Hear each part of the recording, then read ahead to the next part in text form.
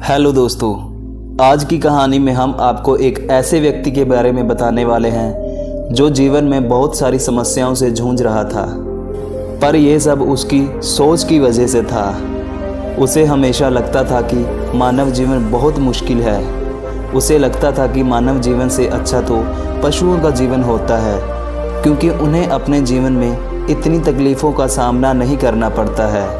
वह अपने जीवन को बहुत आसानी से जीते हैं, खाते हैं, पीते हैं और आराम करते हैं। पर हम इंसानों को तो बहुत सारी समस्याओं का सामना करना पड़ता है। हमें बहुत सारी चिंताएं सताती हैं। तो चलिए दोस्तों, हम इसे एक कहानी के माध्यम से समझते हैं। दोस्तों, एक गांव में एक ब्राह्मण रहता था।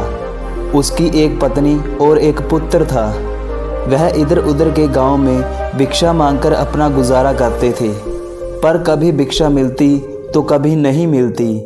तो ऐसे में उनका गुजर बहुत मुश्किल से चल रहा था। अब उनका लड़का भी बड़ा हो रहा था और जल्द ही उसकी शिक्षा भी शुरू होनी थी, पर उससे पहले यज्ञ पवित्र करना जरूरी था। यज्ञ पवित्र करने के लिए उनके पास खर्चा नहीं था, क्योंकि यज्ञ पवित्र करने के लिए उन्हें 7 साधुओं को खाना खिलाना था। लेकिन इसका इंतज़ाम वो कैसे करता? ब्राह्मण की पत्नी उसे रोज़ याद दिलाती थी यज्ञ पवित्र करने के लिए। एक दिन ब्राह्मण ने सोचा कि ऐसे तो नहीं चलेगा, मुझे इसका इंतज़ाम करना ही होगा। तो उसकी पत्नी ने उसे एक भिक्षा पात्र बांध दिया। फिर वो ब्राह्मण एक नगर की ओर चल पड़ा। वो ब्राह्मण बहुत सीधा था। वो एक अनजान रास्ते में चलते हुए थक गया था और शाम भी हो चुकी थी। तो वह एक विशाल पेड़ के नीचे अपना गमछा बिछाकर सो गया। संयोग से उसी राह से विधि और विधाता पक्षी के रूप में भ्रमण कर रहे थे। उन्होंने भी सोचा कि आराम कर लेते हैं, तो वो भी उसी पेड़ की एक डाल के ऊपर बैठ गए।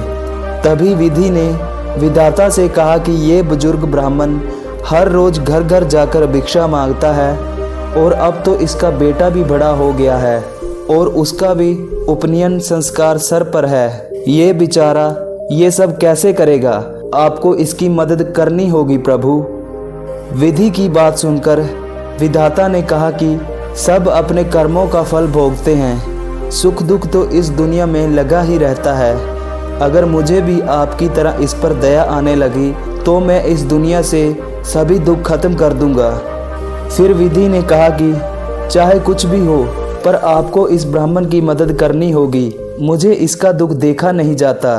फिर विधाता ने कहा कि इसे ही तो कहते हैं त्रियहट। फिर विधाता ने विधि से कहा कि ये लीजिए झोला और उस ब्राह्मण के सर के नीचे रख दीजिए। इसमें भांत भांत की मिठाइयाँ और पकवान है, इसी से उसकी तकलीफ दूर होगी।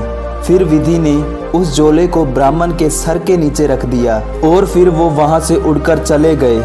जब ब्राह्मण की नींद खुली तो उसने झोले को देखा और वो बहुत खुश हुआ। उसने कल से कुछ नहीं खाया था, तो उसे बहुत भूख लगी हुई थी, तो उसने उसमें से बहुत सारे पकवान खाए। फिर भी झोला भरा का भरा ही था। अब उसकी खुशी का कोई ठिकाना नहीं था। उसने सोचा कि अगर ये जादुई झोला मिल ही गया है तो क्यों ना मैं इसे घर लेकर जाऊं, और इससे मेरी समस्या का हल भी हो जाएगा। तो ब्राह्मण अपने घर की ओर निकल पड़ा। घर लौटते लौटते उसे शाम हो गई। उसने सोचा कि आज की रात यहीं पर गुजारनी होगी। तो उसे रास्ते में एक हलवाई की दुकान दिखी। ब्राह्मण हलवाई के पास गया और उससे रात गुजारने के लिए पूछा। हलवाई उस ब्राह्मण को पहचान गया, क्योंकि वो पहले भी उसकी दुकान पर भिक्षा मांगने के लिए आया करता था। तो हलवाई ने उसे रहने के लिए जगह दे दी, पर उसे इस बात की हैरानगी हुई कि हमेशा दुखी और परेशान रहने वाला ब्राह्मण आज इतना खुश कैसे दिखाई दे रहा है, और उसने खाना भी नहीं मांगा। फिर जब रात हो गई तो ब्राह्मण सो गया। तो हलवाई की नज़र उसके झोले पर पड़ी। उसने धीरे से उसके सर के नीचे से झोला निकाल लिया और अपनी पत्नी के पास लेकर गया। उन्होंने देखा कि इसमें बहुत सारे पकवान और मिठाइयाँ भरी हुई हैं। तो उन्होंने अपने सारे बर्तनों में मिठाइयाँ और पकवान भर ले और उसी तरह से उस झोले को ब्राह्मण के सर के नीचे रख दिया। सुबह होते ही ब्राह्मण वहाँ से निकल पड़ा। वो शाम तक अपने घर पर पहुँच गया।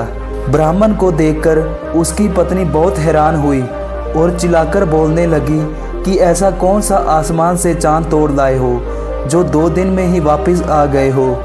तो ब्राह्मण ने कहा कि शांत हो जाओ भाग्यवान, और जाओ एक थाली लेकर आओ। जैसे ही वो थाली लेकर आई तो ब्राह्मण ने उस झोले में से भांत भांत के मिठाइयाँ और पकवान निकाल कर रख दिए और अपने हाथों से एक मिठाई उसे खिलाई। ये सब देखकर उसकी पत्नी बहुत खुश हुई। फिर ब्राह्मण ने ब्राह्मणी को ये सारा किस्सा बताया।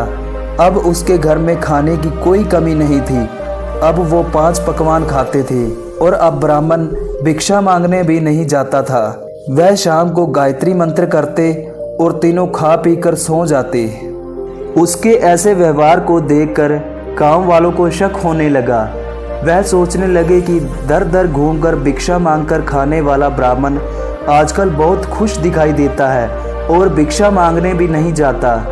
कुछ दिनों बाद ब्राह्मण के इस रहस्य का भी भेद खुल गया तो लोगों ने ये बात जाकर राजा को बता दी। राजा एक कंजूस और लालची किस्म का व्यक्ति था। उसने उस ब्राह्मण को बुलाया और कहा कि तुम ये झोला मुझे दे दो, मेरे पास ये झोला सुरक्षित रहेगा और मैं तुम्हें इसके बदले 25 स्वर्ण मुद्राएं दूंगा। कुछ देर बाद विचारधारा करने के बाद ब्राह्मण मान गया और उसने वो झोला राजा को दे दिया और मुद्राएं लेकर वहां से चला गया। उसने कुछ मुद्राओं से अपने पुत्र का उपनयन संस्कार किया और बाकी बची मुद्राओं को दुकानदारों को दे दी ताकि वो उसे राशन पानी देते रहें। लेकिन कुछ महीनों बाद उसका मूल्य भी पूरा हो गया था। अब वो ब्राह्मण फिर से परेशानी में फंस गया था। उसने सोचा कि मुझे फिर से भिक्षा मांगनी पड़ेगी। सुख के बाद मिले दुख अधिक पीड़ादायक होते हैं। एक दिन ब्राह्मण की पत्नी ने उससे कहा कि तुम्हें फिर से उस रास्ते पर जाकर देखना चाहिए, क्या पता फिर से कोई चमत्कार हो जाए और हमारे दिन फिर से अच्छे आ जाएं। ब्राह्मण को उसकी बात अच्छी लगी। फिर वो अगले दिन उसी रास्ते पर चल पड़ा। रात होते होते वो उसी पेड़ के नीचे पहुंच गया। वो फिर से उसी पेड़ के नीचे उसी तरह से अपना गमछा बिछाकर सो गया। फिर से विधि और विधाता वहां पर पक्षी के रूप में आए और उसी पेड़ पर आकर बैठ गए।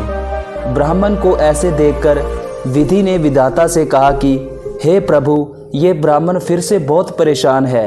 लगता है आपने जो झोला इसको दिया था उससे इसका दुख स्थायी रूप से दूर नहीं हुआ है।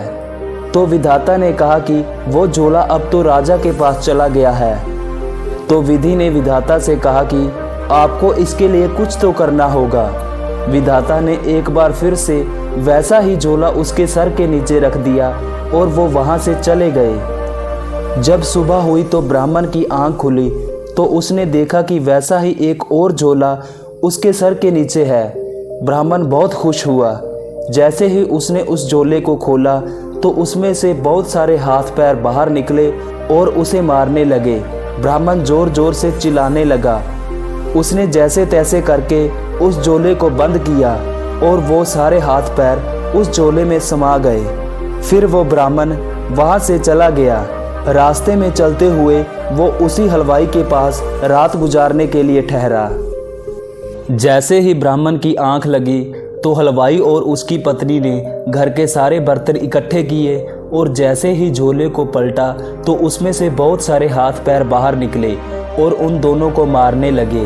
वह दोनों जोर जोर से चिल्लाने लगे। उनकी चीखें सुनकर सारा मोहल्ला इकट्ठा हो गया तो ब्राह्मण भी वहां पर जा पहुंचा।